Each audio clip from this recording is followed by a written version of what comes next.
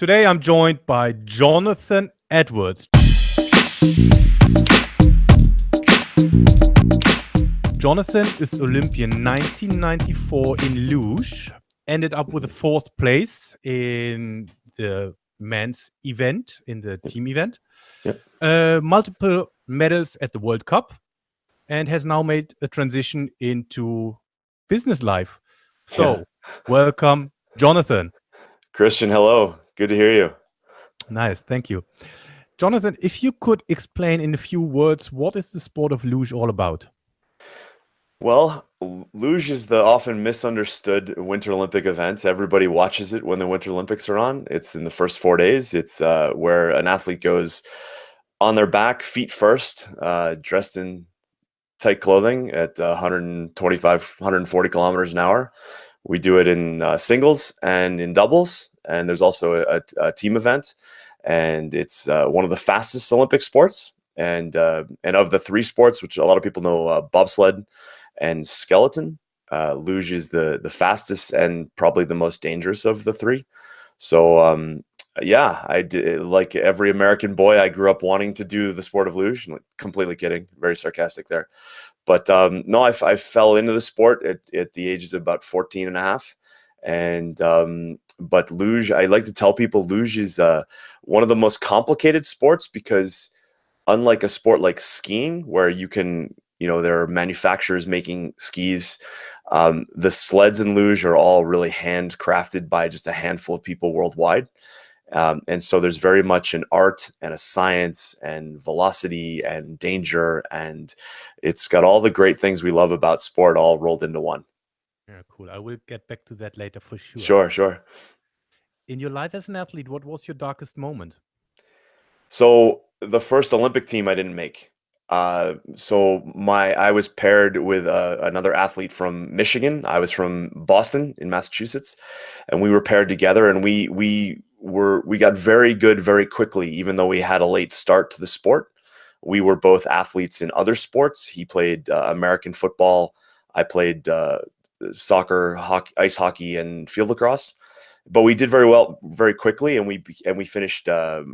We finished third in junior world championships in our second season, and we were quickly put on the senior national team, and we were the best in the United States. And we were starting to finish kind of consistently in about the top 8 in the world, only 4 years in.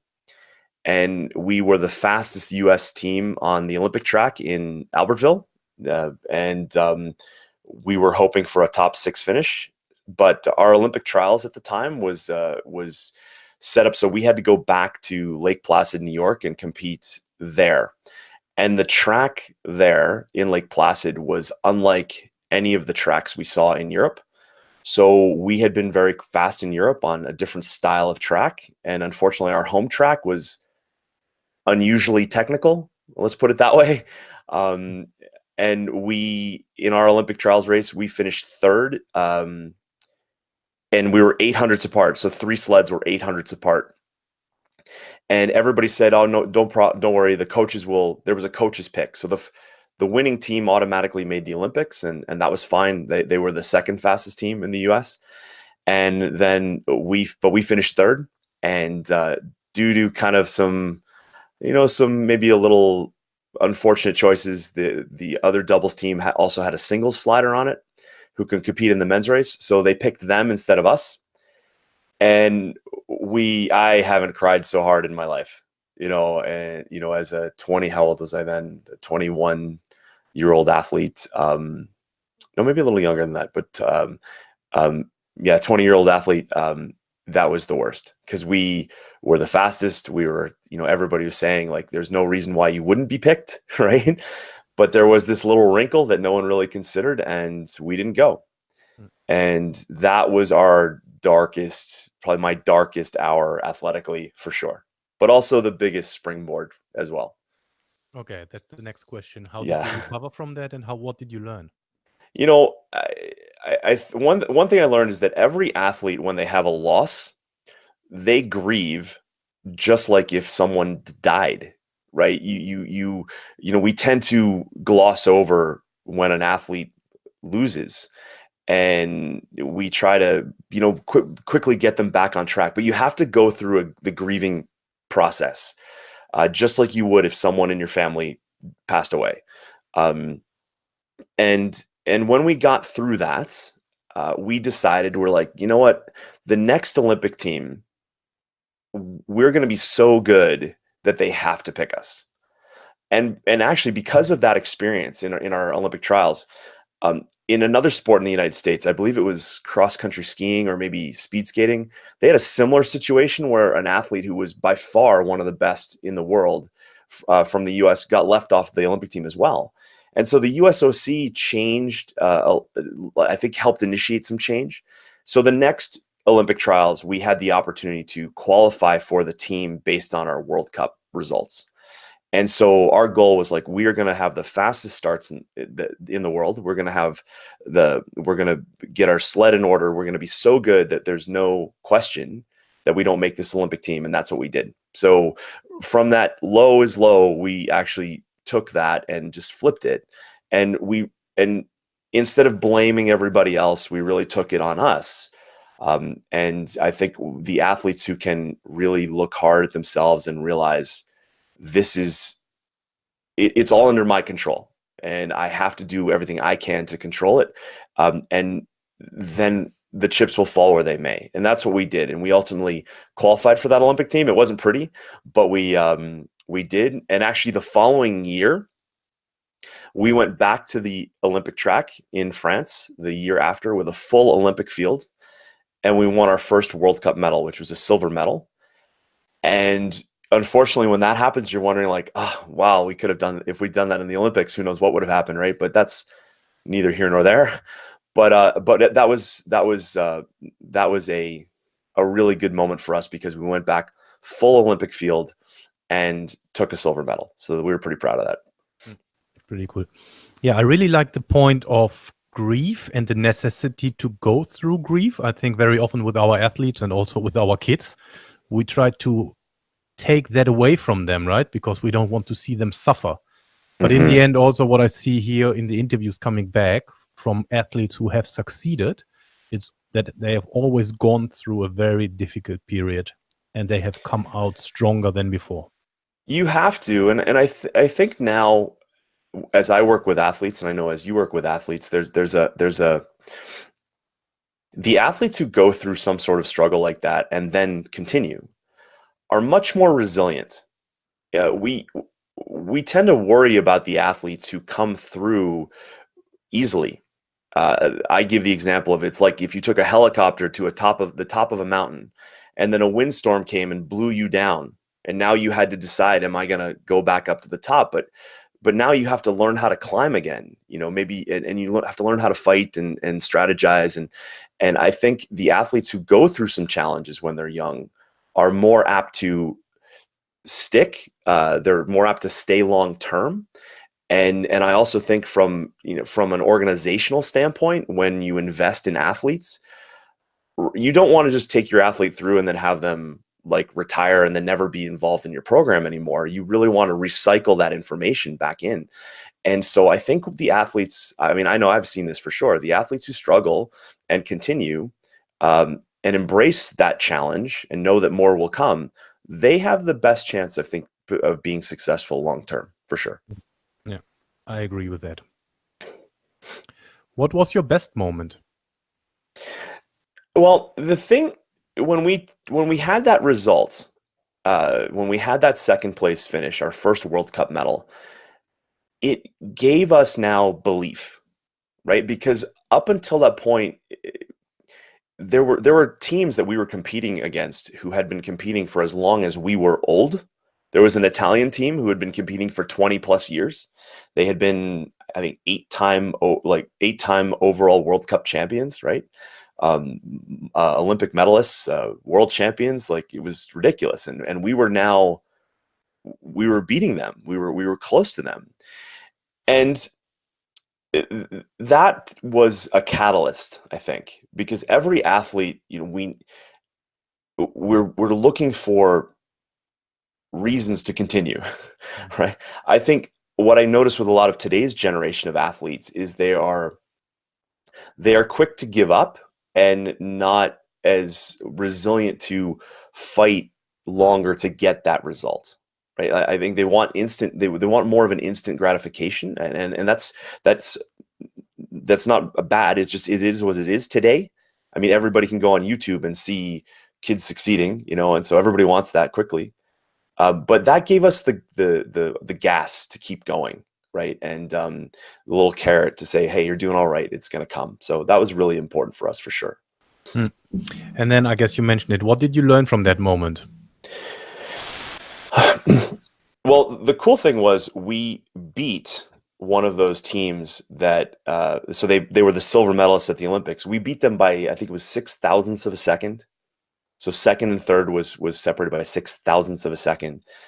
And that was awesome, right? Because we had lost races like that. And to be on the other side of luge at the time was the only Olympic sport timed to 1,000th of a second. And it was a kind of a mark. It was a proud moment for luge. Like, we were the only sport timed to 1,000th, and I think now short track speed skating is, and other sports are as well. But it was great to know that the ball has bounced in your direction, right? And not feeling like that. It always goes the other way, because these were the Italians, and these were the Europeans, and luge is in Germany and Italy and in northern Italy is just a much more of a culture. And as Americans, to finally be kind of breaking that, we were very proud of that moment, for sure. Okay, cool. Yeah, I wanted to touch on that earlier when you mentioned what luge is about and the challenges. Did you ever get a chance to meet Georg Hackl?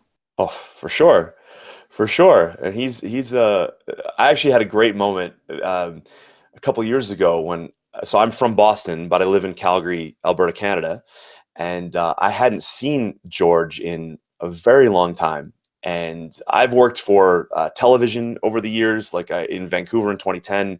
I was a spotter for the Olympic broadcast service. So I was the eyes between the sport and the camera. So I was the one that, when the camera shoots to the wife or the girlfriend in the stands, I was the guy that would tell the camera, "Oh, shoot that guy." And so I've seen Georg over the years, but he's an icon, and he is literally, to every American, sports fan who can think of their favorite sports fan, like whether it's American football or baseball or whatever, Georg is like that and more, and I hadn't seen him in a long time. And he came up to me like we were like long lost friends. And I was honored because I'm like, I still look up to him. I mean, when they named him the Flying Sausage back in '92, I thought that was unfair. But he's an amazing, I wrote a book called An Athlete's Guide to Winning in Sports and Life. And when we launched it, it hit number 2 in sports psychology on Amazon. I was really proud of that. But one of the stories I share about Georg is he competed much longer than anybody expected an athlete to compete. But what he did was he reinvented himself. And so in his last Olympics in 1998, he had a horrific World Cup season. And he had back injuries, and everybody kind of had written him off. But I remember I went to Nagano to help an athlete from Venezuela. And I remember hearing Georg go by on this new sled that he had, and he had done some work with Porsche, and his sled sounded different than every other sled on the track. And sure enough, he came from having a horrific year to medaling at the Olympics.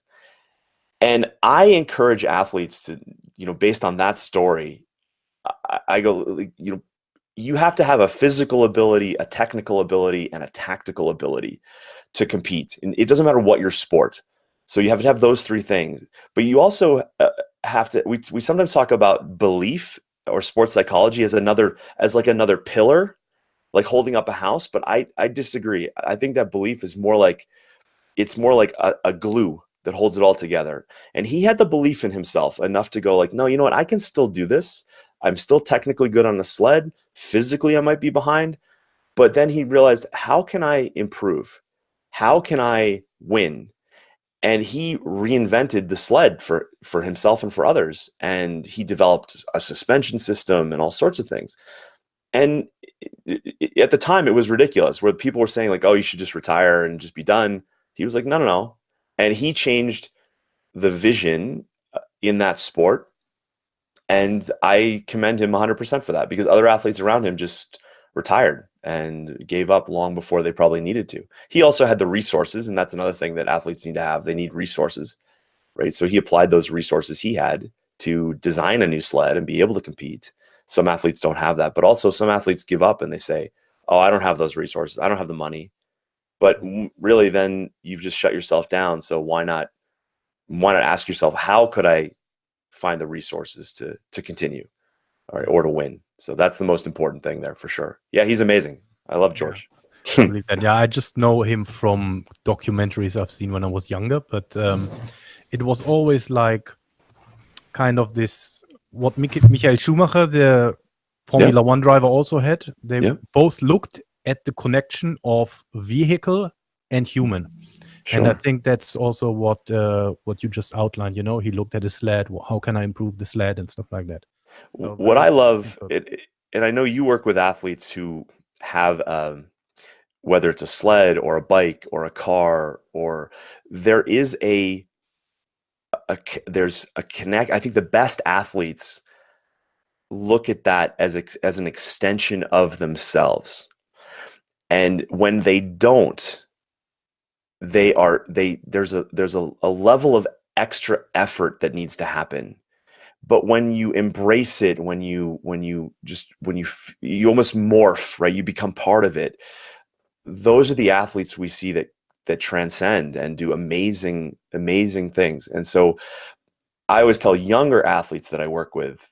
So I work with an athlete. She's a rhythmic gymnast, and she's young, and she's almost 16. So she's on the younger age, but she struggles with her apparatus, whether it's the ball or the baton or things like that. And, I shared with her just this last week, this idea of the judges look for this natural connection, and they judge higher when they see that it's effortless. So if you feel like you're fighting this thing all the time, you're never going to get there. But when you embrace it as part of you and as an extension of you, then great things can happen. And I think the best athletes, they do that. So it's fun to watch, for sure. That's a really interesting point. Yeah, cool. If you could go back in time 15, 20 years, what advice would you give your younger you? I love this question, because this is so unfair, right? Like, hindsight is 2020, right? So, and this may surprise people, but the advice I would give to myself is to maintain joint integrity. So that might seem really weird, but what most athletes do is there's a very mechanistic view of the body. In I think in traditional medicine, and then that carries over into physical therapy and into strength and conditioning. We have a very mechanistic view of the body, like we're interchanging parts on a car.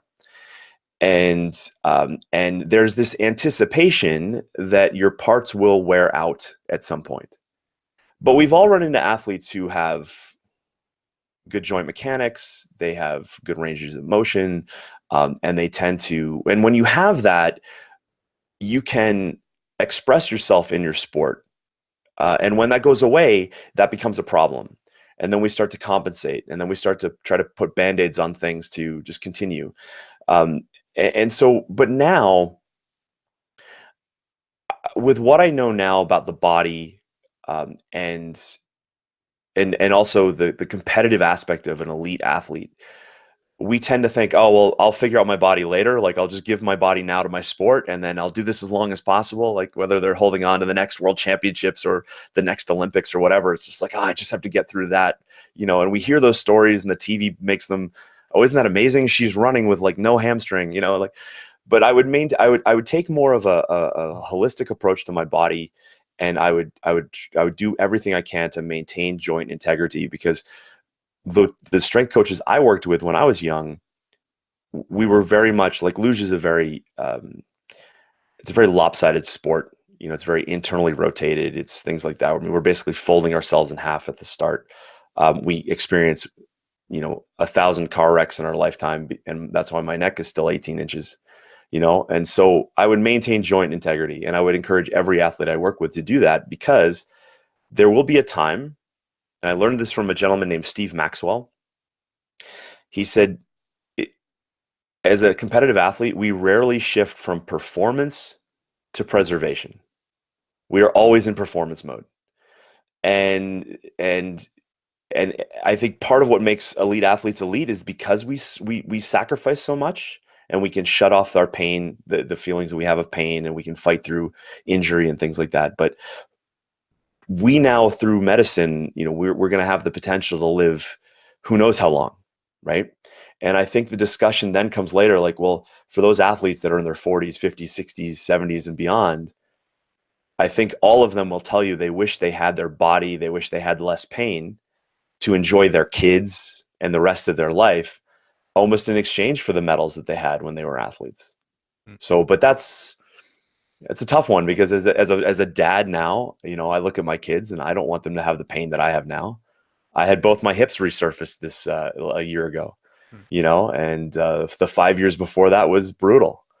So, but it's a tough thing, because you go like, I love everything I learned from sport. I loved all those experiences, but also now I kind of go, I wish my body was in a little bit a different. The condition is fine. It's just the pain and that I don't wish I had. So, what are the habits that make you a successful person or athlete? you know, I think the most important thing for an athlete is the environment in which you are in on a daily basis. So when I remember when I first learned about luge, and I went back to my high school, and I had tried it over the summer, and then I had gotten invited to try it in the winter on ice. And I was telling my friends, like, oh, I'm going to try luge. And people were like, what's that? You know, be like, oh, it's an Olympic sport. It's totally cool. And they're like, why would you want to do that? And so right away, I learned that when I was at the Olympic Training Center in Lake Placid, Olympians are a dime a dozen. It's what we do. You know, it's part of the culture there. It's what do you mean you're getting up at 6 o'clock in the morning to go to physical therapy? Like, you know, that's what we do. Whereas at home, it was very different. And so what I find happens is that athletes we have to struggle with this a little bit, because if you don't live in an Olympic training center and that's your life every day, you have to somehow create that in your head. You have to create that environment in your head. And even when you're in that Olympic training center, one of the things that I teach my athletes is I say, like, you have to, unless your training partner is the best in the world, or you are 1-2 in the world, the odds are is that the best example that you need to follow right now is somewhere else, right? They may be in, you know, England, they may be in the US, they may be in India. It doesn't, whatever your sport, the best in the world is probably somewhere else. So you have to create that mentally in your head every day. And so I think what makes an athlete successful is when they can create that feeling of, I'm trying to attain an example that may not be in front of me right now. Now, the beauty of now with the internet is we can get online, we can see examples. I tell athletes, don't look at the training of other athletes online, because you don't really know what they're doing or how they got there, but look at their performance, right? Find the best examples of a great backhand down the line, or, you know, a drop shot, or, you know, a great, you know, like an evasive move on a field, like whether it's rugby or football or whatever, look for those examples and look to replicate that. And then backtrack and in your training every day, have that in your mind so that everything is leading to a result. Because I think a lot of athletes waste a lot of time, you know, because practice becomes a bit of it becomes a grind. And you're just kind of in this mode every day, but you're not really bringing that to like the example of what you're trying to become.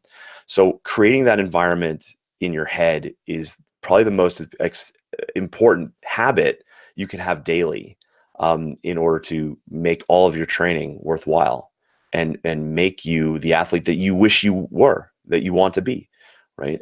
Because that's the whole reason we spend all this time and energy and money, right, to get our athletes there. Right. What always surprises me, and you know this, is that a lot of athletes will spend time, energy, or money on things that they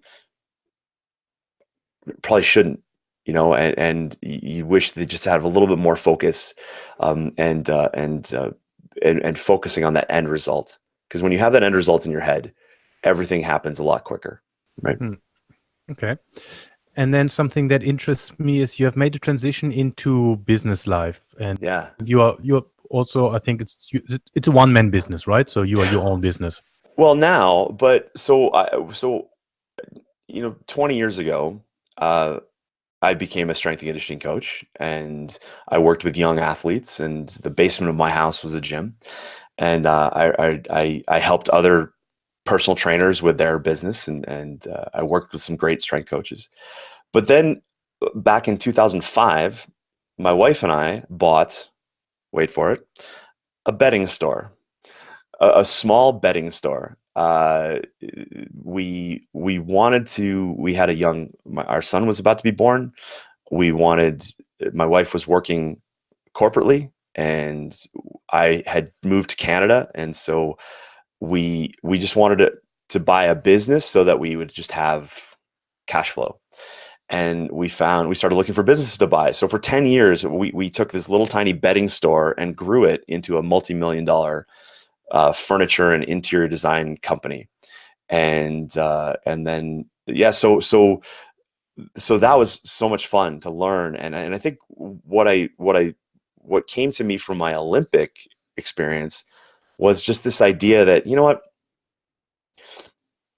when you're an athlete and you go from venue to venue to venue, basically you're accepting the challenge of that new venue, right? So in luge, every week we would go to a new track, new country, new track. Same for like skiing, new country, new track, new hill. And so you're basically going like, okay, what do I need to do to overcome this challenge? And so you bring with you skills that you had from the last thing you did. But I was open to this idea of like, and my wife was too, like we just felt we're smart enough to figure this out. And we had to pull together the resources to make it happen. And I think that's one of the things that from my Olympic experience that I've taken kind of everywhere else in my life is like, all right, what challenge are we trying to overcome? And what are the parts and pieces that we have to, and the beliefs we have to pull it together?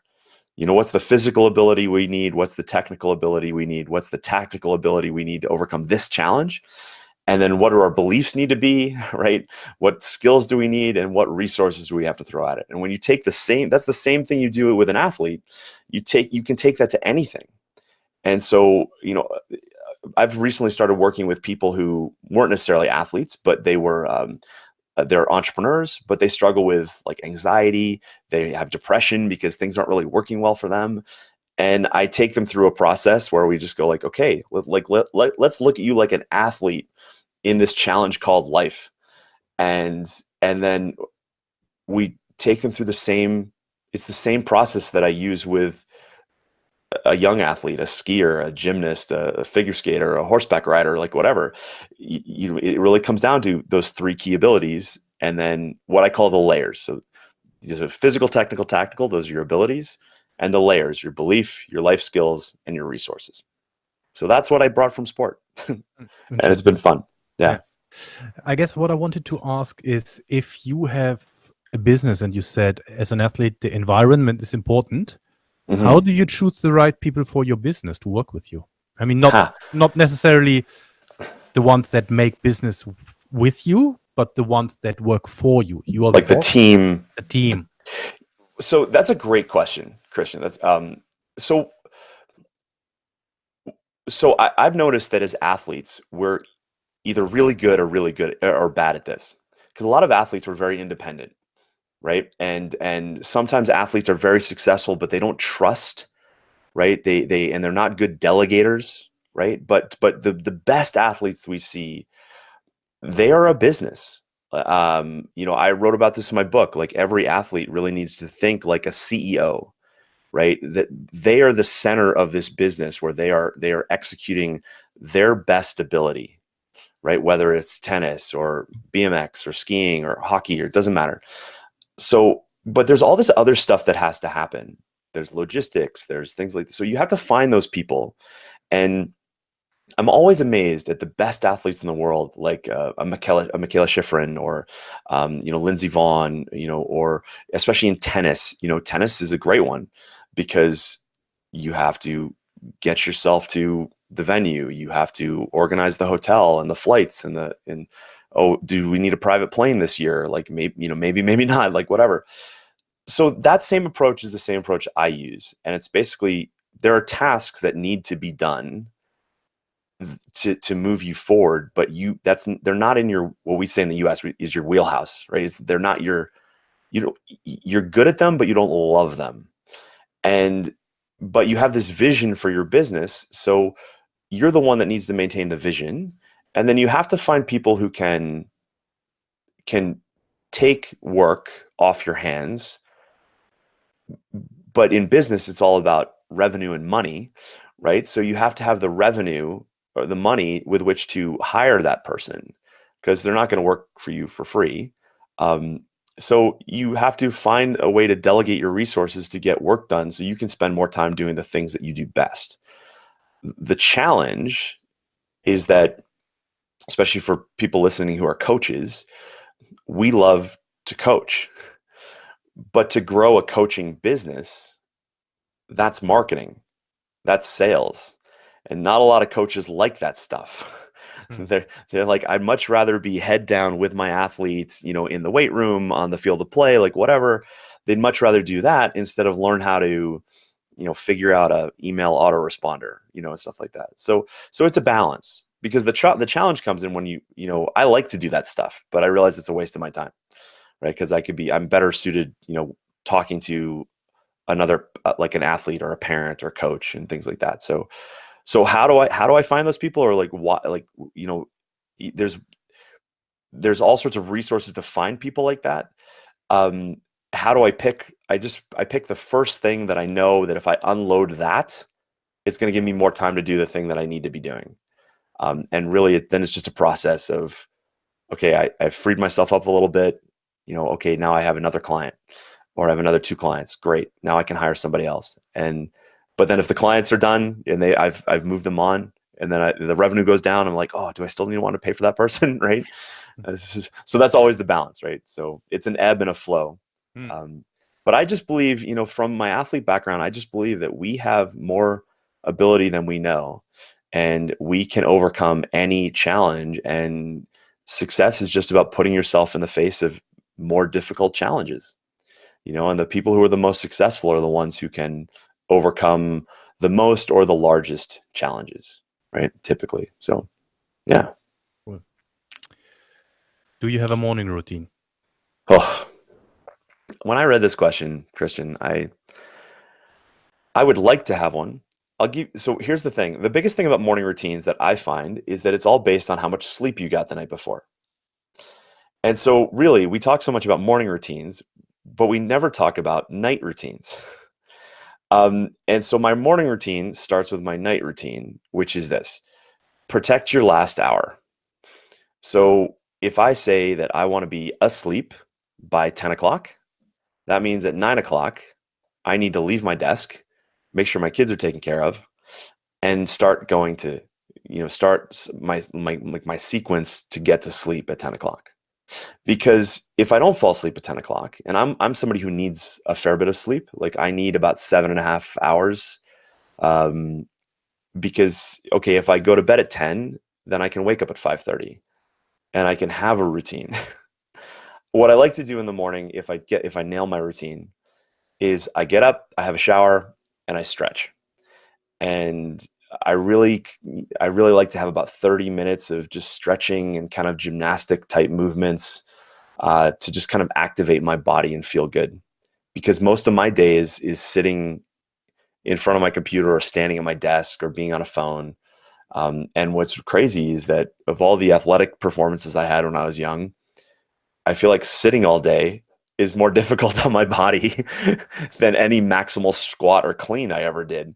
Um, so, so, but I'm really focused on staying healthy long term. Like I mentioned, I had Birmingham hip resurfacings last year, and it's been a process to get my body back, and it's exciting. because now I can. So that morning routine is based on like setting my body up for success for the rest of the day.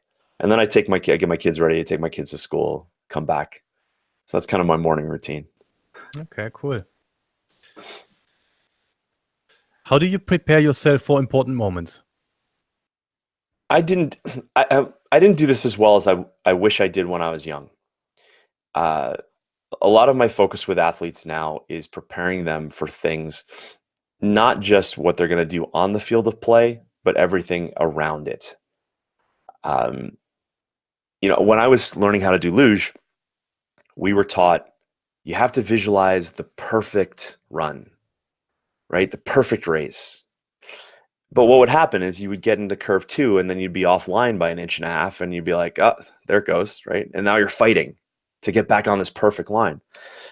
And when I transitioned from competing in doubles to competing in singles, I watched the men's race from the 1994 Olympics, and it was the closest race in Olympic history in the sport of luge. Georg Hackl beat Marcus Prock of Austria by 14 thousandths of a second over 4 runs. That's not a lot. And then Armin Zogler, who the Italian, he finished third in his as a very young athlete. I think he was still a junior. But I watched them and I realized that each one of them came down differently. And so I realized then success at the Olympics wasn't about doing perfectly. It was about doing imperfect perfectly. And it wasn't about trying to fight for the perfect run. It was about understanding that imperfections are coming and it's how well are you going to deal with that. And that's one thing that I think that's a big injustice I think we do for a lot of athletes is we tell them like, oh, it's like we're trying to go to this perfect little peak in order for performance, and it's this thing. And we have to be so careful about how we attain it. But really, when you look at athletes, especially in sports, where everything is different, like tennis or soccer or American football or ice hockey, that every game is different. So telling them that you're going to have the perfect game is not true. But then why do we tell skiers that you're going to have the perfect run? Right? It's like you're going to come over this knoll today and the sun's going to be a little different and there's going to be a little clump of snow and it's going to catch your right edge and you're going to have to recover. And how well can you do that? And so what I do that now is when I'm working on something, I realize that just stuff's going to go wrong. I love the saying, man plans and God laughs. I don't care if you're religious or not, but I like that saying, like, because we do, and we do this in sport all the time. But I love Olympic preparation, especially because we worry about like how long the van is going to take to get from the village to the venue, right? And what traffic's going to be like, and is it going to be sunny or rainy or windy? We spend all this time, but then we tend to lose track of that. So I think the more an athlete or more just someone in life can understand what's going on around their field of play, they're going to and realize that once they're on it, it's going to be imperfect. That the more they're ready for that and they're psychologically flexible, the better chance they have for success. How do you overcome setbacks? I cry like a baby. I kick and scream. I think this kind of ties in a little bit there as well. Like,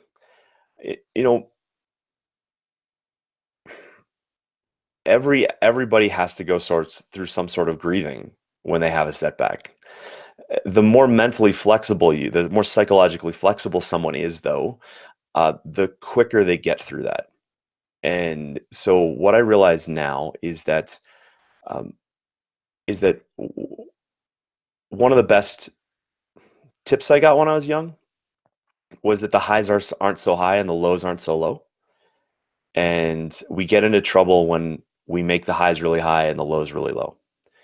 And when you look at everything like it's a challenge and you come at it with a challenge mindset, then you're quick to understand, you're quick to refocus. And what happens, I think, is that when someone has a setback and they quit is like the worst experience, that would be the worst example. their vision for what they wanted to have happen wasn't really that strong. There's a lot of talk in the United States, especially in North America, about youth sports, and I think sometimes with long-term athlete development, when people understand that if their kid is not in that track exactly, they're like, this isn't going to work. Whereas we all know athletes who they might not have fit in that long-term athlete development model, but they still made it, right? Right. And those are the athletes you're really rooting for. So when athletes do that, or when someone overcomes a setback, they don't make a team, or they're not on the A tier. If their vision of what they want to have happen and who they want to become is really, really strong, they'll stick through. They'll refocus and keep going. But if that vision wasn't really strong, then that setback really throws them off. Or it really throws them off. And I think as coaches, we need to make sure our athletes they're expecting setbacks. And if my athlete isn't having them, I might want to throw them in their way. I have an athlete who struggled with when their coach wasn't there. So and I was angry when I heard that, because I was upset that the coach would put that athlete in that situation. Right? A coach who puts an athlete in that situation is trying to. It's almost like they're their umbilical cord, and if they're not there, it's like you're dying. And so I had to work with this athlete and encourage them to understand that you have to throw things at yourself that's more complicated than that. Like if your coach isn't there that day, right? Or like what other wrinkle can you throw into your training to make you prepared for little setbacks, so that when they come, you're ready. Because we don't want our athletes to be stuck to us, right? Reliant on us. We want our athletes to be independent. But I get it. Coaches have egos, and sometimes coaches, like, they're so attached to their athlete, like their career is attached to their athlete.